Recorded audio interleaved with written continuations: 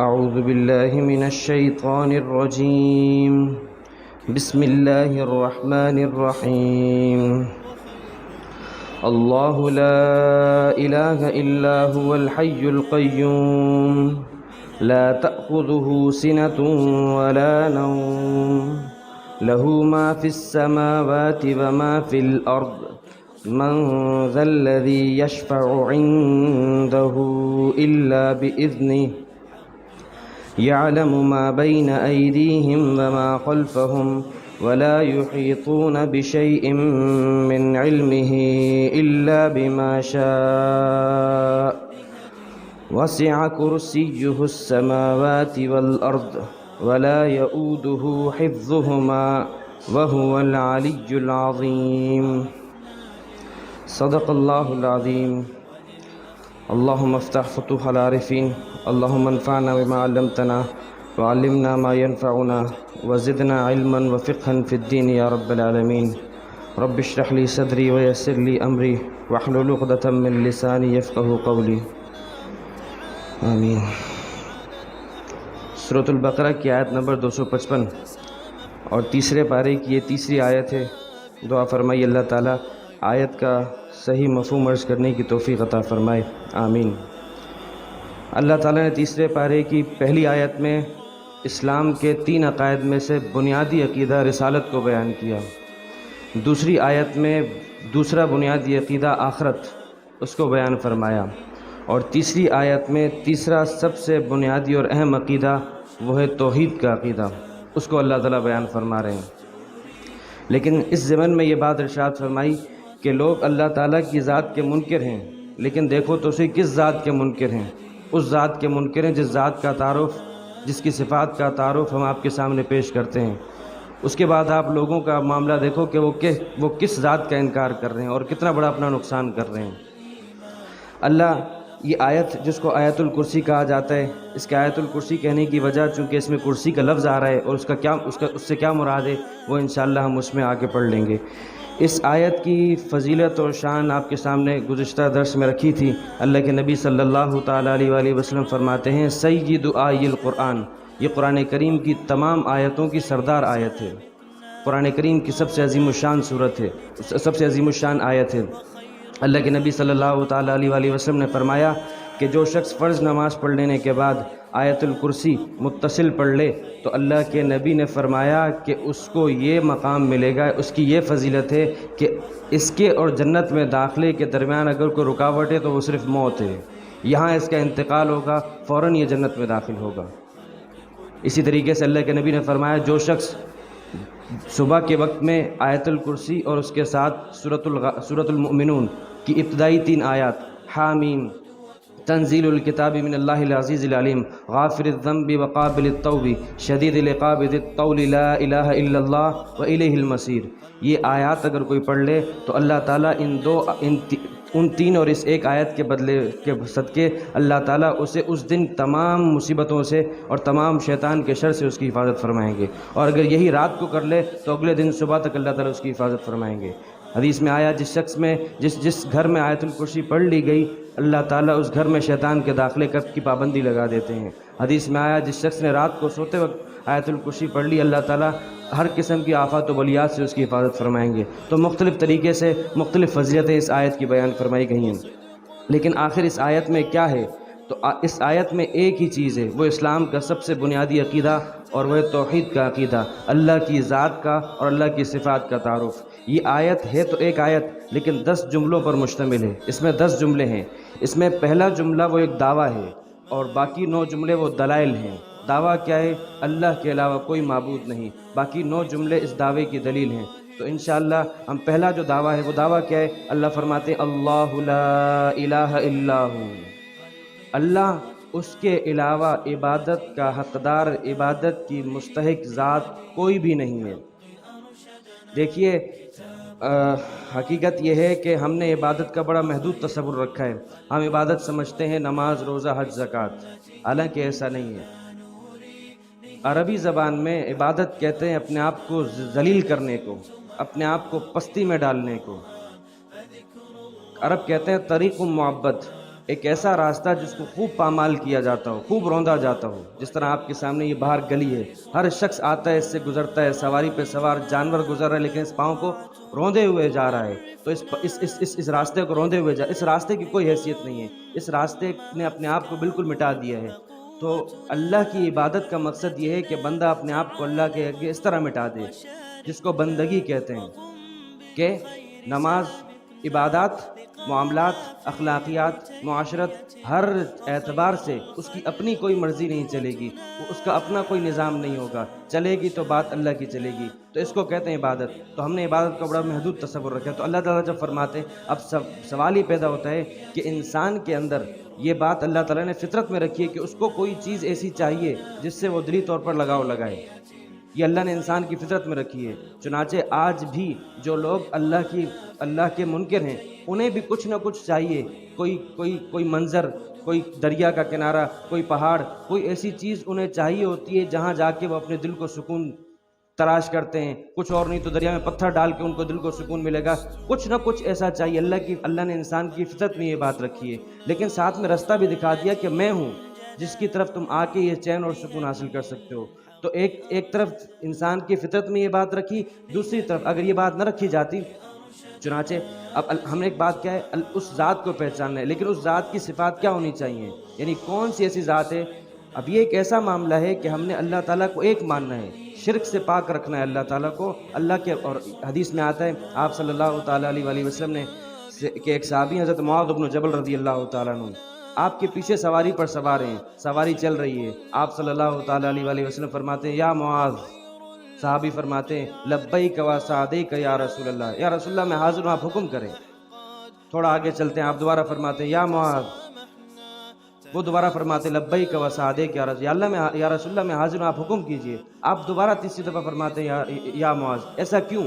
یہ اللہ کے نبی کا انداز تھا کہ کسی اہم بات کو بتانے سے پہلے بہت زیادہ متوجہ کروایا کرتے تھے تاکہ وہ بات یاد رہ جائے۔ آپ نے فرمایا معاذ تم جانتے ہو، مجھے ایک بات بتاؤ، میرا تم سے سوال ہے کہ اللہ تعالیٰ کا بندوں کے اوپر کیا حق ہے اور بندوں کا اللہ کے اوپر کیا حق ہے؟ یہ ایک اہم اور مختصر ترین لیکن انتہائی اہم سوال ہے کہ یہ بتا دو کہ اللہ تعالیٰ کا بندوں کے اوپر کیا حق ہے، کہ بندے اگر اللہ کا وہ حق ادا کرتے تو اللہ کا حق پورا ہو جائے، اور اللہ تعالیٰ نے بندوں کے حق میں اپنے اوپر کیا لازم کیا ہے، ان دو باتوں کا جواب دے دو۔ صحابی فرماتے اللہ و رسول عالم، اللہ اور اللہ کے رسول بہتر جانتے ہیں۔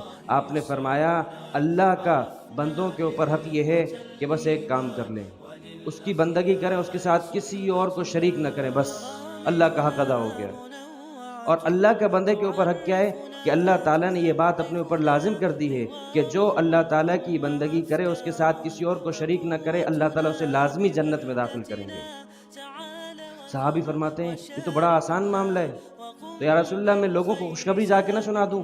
آپ نے فرمایا نہیں، ایسا نہ کرنا، لوگ بھروسہ کر کے بیٹھ جائیں گے، لوگ کام کاج، لوگ نیک اعمال سے رک جائیں گے، تو ایسا نہ ہو۔ دین میں ترقی، آخرت کو کمانا، یہ ایک مستقل محنت کی ضرورت ہے اس کے لیے۔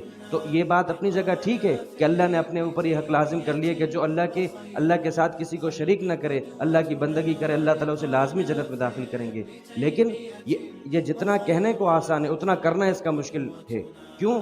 کیونکہ اپنے عقیدے کو، اپنی نشست و برخاست کو ہر اعتبار سے اللہ تعالیٰ کے ساتھ کوئی بھی شریک نہ ہو۔ کیا مطلب؟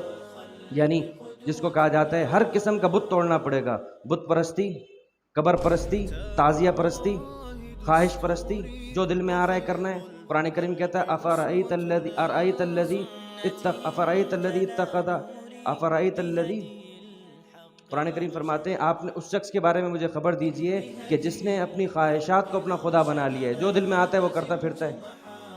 تو یہ خواہش پرستی ہے، شخصیت پرستی، لیڈر پرستی، بس جو بات، اور پیر پرستی، یہ سارے کے سارے ایسے ساری پرستش نکالنی ہوگی اللہ کے علاوہ سے، اور خود اور نظام پرستی، یعنی ہم اغیار کے نظام کو سمجھتے ہیں کہ یہ ہمارے لیے یہ ایک ایسی چیز ہے، یہ انسان کو، یہ قرآن کریم فرماتے ہیں الحکم الا للہ، حکم چلے گا، حاکمیت چلے گی، نظام چلے گا تو اللہ کا ہوگا۔ اگر کوئی اس کے علاوہ کسی نظام میں کامیابی سمجھتا ہے تو قرآن کریم فرماتا ہے وہ ظالم ہے۔ اگر اس کا عقیدہ یہ ہے کہ مجھے کامیابی کسی اور نظام میں ملے گی تو ایسا شخص کافر ہو جاتا ہے۔ تو قرآن کریم فرما ہر چیز، ہر بت کو توڑنا پڑے گا، ہر بت کو توڑ کر اپنی توحید کو، اپنے نظریے کو اللہ کے لیے بالکل خالص کرنا پڑے گا، تب جا کر یہ بندگی کے اللہ تعالیٰ کی وحدانیت کے حقوق ادا ہوتے ہیں۔ اب قرآن کریم اس لیے تو فرماتا ہے سورہ یوسف کے اندر وَمَا يُؤْمِنُ أَكْثَرُهُمْ إِلَّا وَهُمْ مُشْرِكُونَ، لوگوں کی اکثریت اللہ پر ایمان نہیں لاتی مگر یہ کہ ساتھ کسی نہ کسی چیز کو شریک کر رہی ہوتی ہے۔ یعنی کہنے کو تو دعویٰ ہوگا، دعویٰ اس بات کا ہوگا کہ ہم اللہ تعالیٰ کے ماننے والے ہیں، لیکن ساتھ میں کسی نہ کسی درجے میں انہیں کوئی نہ کوئی شرک ہو رہا ہوگا۔ تو یہ تمام اسی لیے تو کہا جاتا ہے کہ یہ بات سب کو مسلم ہے کہ معبود وہی ہے، کم ہے جو سمجھتے ہیں مقصود وہی ہے۔ ہم مانتے تو ہیں، مسلمانوں کی بات مسلم ہے کہ معبود وہ ہے، لیکن یہ بات نہیں کہ مقصود بھی وہ ہے، راضی بھی اس کو کرنا ہے۔ ہم نے اپنے آپ کو مختلف پنجروں میں بند کر دیا۔ کسی شاعر نے کہا نا کہ خوب دیر سے، یعنی صیاد نے خوب دیر سے چھوڑا ہے۔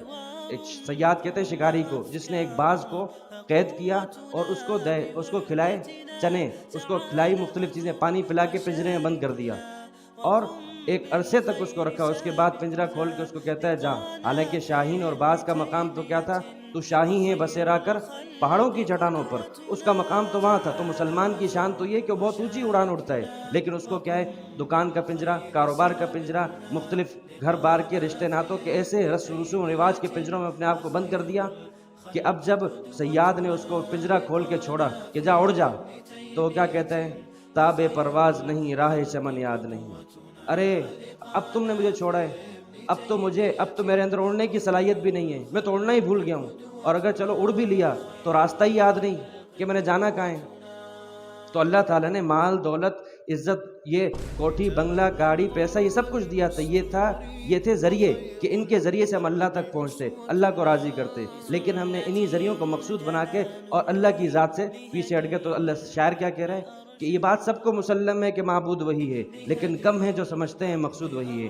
اگر پیسہ ہے تو اس کو اللہ کی راہ میں خرچ کر کے اللہ کو راضی کیا جائے گا، اگر رشتے ناتے ہیں ان کو نبھا کر اللہ کو راضی کیا جائے گا، بیوی کا خرچہ اٹھا کر بیوی کے حقوق ادا کر کے اللہ کو راضی کرنا ہے، ماں کی خدمت کر کے اللہ کو راضی کرنا ہے، مقصد اللہ کی ذات ہے، کرنا یہ سب کام ہے۔ حدیث آپ کے سامنے پہلے بھی روایت رکھی ہے، صحابی کو آپ علیہ السلام نے فرمایا انک لن تنفق نفقۃ تبتغی بہا وجہ اللہ الا اجرت علیہا۔ آپ نے فرمایا اے سعد، اگر تم اللہ کو راضی کرنے کے لیے جو پیسہ خرچ کرو گے جائز مقام پر تو اللہ تعالیٰ اس پر تمہیں اجر دیں گے، یہاں تک کہ اگر تم نے اپنی بیوی کے منہ میں نوالا رکھا، اس کو کھانا کھلایا، بچوں کو کھانا کھلایا، مقصد اللہ کو راضی کرنا تھا، تو اللہ تعالیٰ اس خرچ کرنے میں بھی تمہیں کیا کریں گے؟ ثواب دیں گے۔ تو یہ ہے ہر اعتبار سے مقصود اللہ کی ذات بن جائے، اور نتیجہ اس کا، اور کہنے کو تو سب کہیں گے کہ معبود ہے، تو یہ بات ہمارے اندر آ جائے کہ ہم ہر اعتبار سے معبود اور مقصود اللہ کو بنا لیں۔ لیکن یہ بات کہ کس ذات کو معبود بنایا جائے، تو اللہ تعالیٰ جو صفات گنواتے ہیں کہ اگر تم نے کسی کو دیکھنا ہے کہ تم کس کی بندگی کرو، تو اس کے اندر سب سے پہلے یہ بات دیکھو کہ تمہیں وہ پیدا کرنے والا ہو، تمہیں پیدا کس نے کیا؟ اللہ تعالیٰ فرماتے ہیں خالق کل شیء، اللہ تعالیٰ نے ہر چیز کو پیدا کیا ہے، خلق کل شیء، ہر چیز کو پیدا کیا۔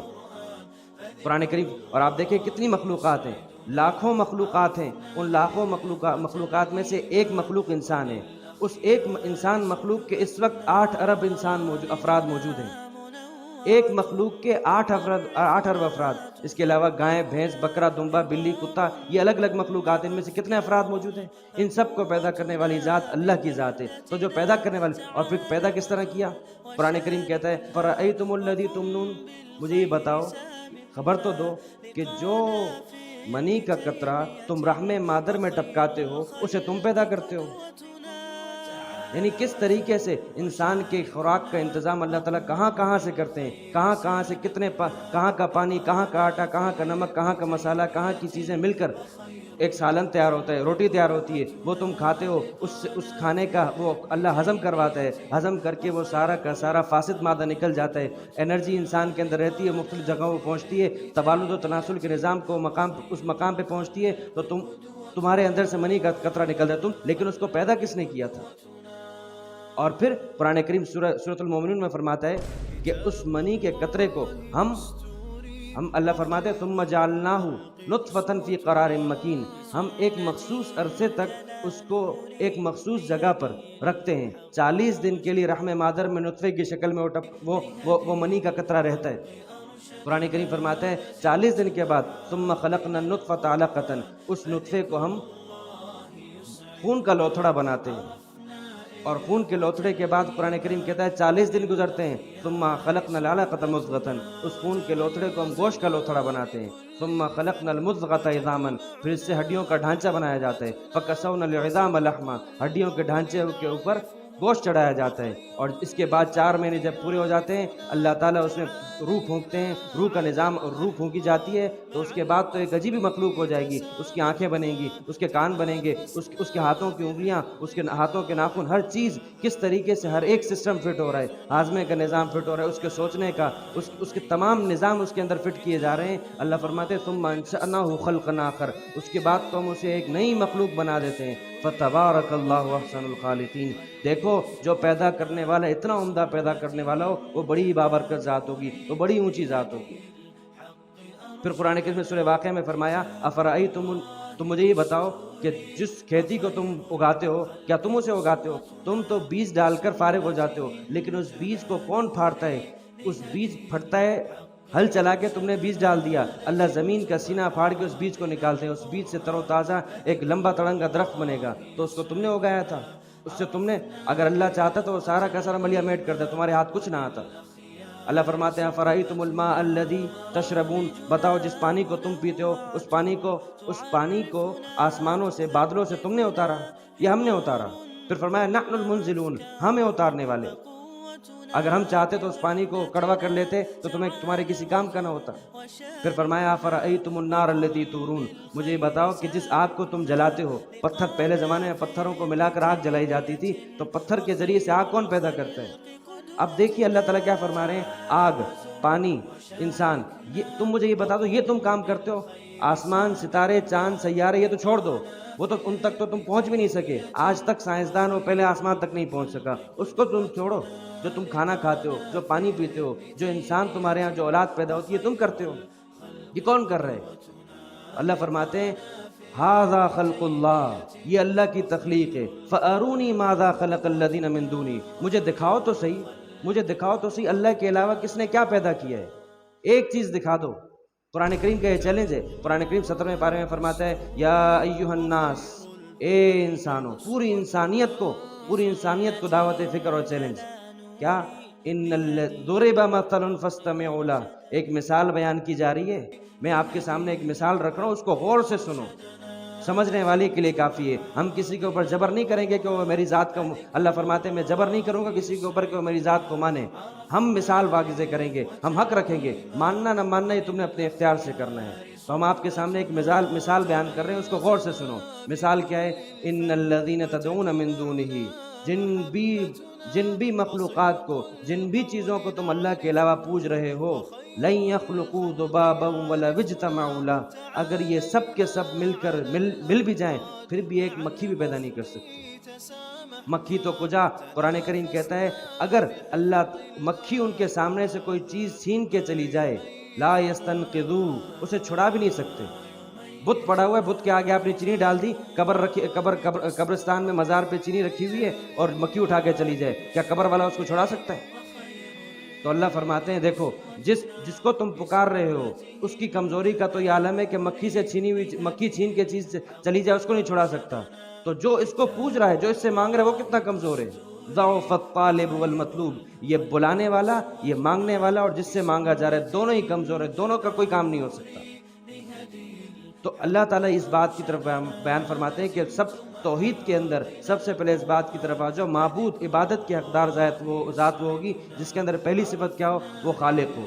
انشاءاللہ باقی صفات ہم ایک ایک کر کے دیکھیں گے، ان سے تمام صفات کا جب مجموعہ ہوگا وہ ذات کیا ہوگی، عبادت کے حقدار ذات ہوگی، وہ ذات ایسی ہوگی کہ اس کی ہر بات مانی جائے۔ اللہ تعالیٰ عمل کی توفیق عطا فرمائے۔ وآخر دعوانا الحمدللہ رب العالمین۔ اللهم لك الحمد كله ولك الشكر كله وإليك يرجع الأمر كله، اللهم لا أحصي ثناء عليك أنت كما أثنيت على نفسك